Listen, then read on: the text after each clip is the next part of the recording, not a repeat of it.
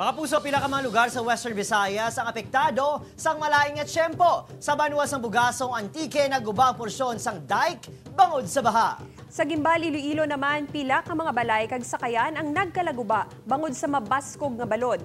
Liwat man nga nagpanghalit ang buhawi sa Banuas sang Zaraga.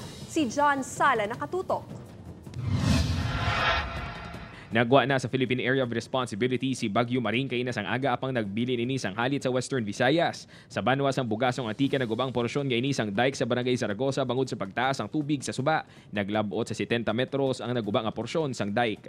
May pagtaas ka tubig kapon sa suba kangaranan taga muli ang nagkapkap no sa nag-erode no sa dike na naga-serve as river protection.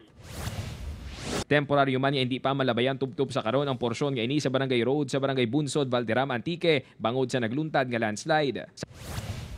Samtang sa coastal area naman sa Barangay Arasasan, Sebaste Antique, pila ka mga pamalay ang nagkalaguba bangod sa mabaskog nga hangin kag balod. 4 ka mga pamilya naman sa Banuas ang Biliso nang gin-evacuate. Sa kabugusan naglabot sa 30 ka mga individual ang apektado sa bugos nga probinsya sang Antique. Padayon sa karon ng clearing operations kag monitoring sang PDRRMO Antique. Ginabatayan pagyapon naton ang aton nga palibot no kay ang aton operation center activated pagyapon o na heightened alert pagyapon kami para posible nga epekto no kang enhance of response to.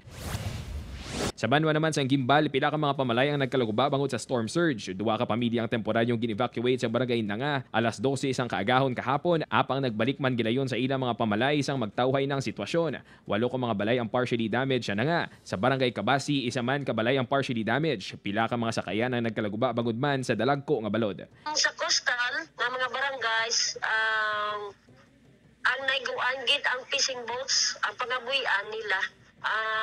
Do almost mga 40 fishing boats gid ang nakalaguba.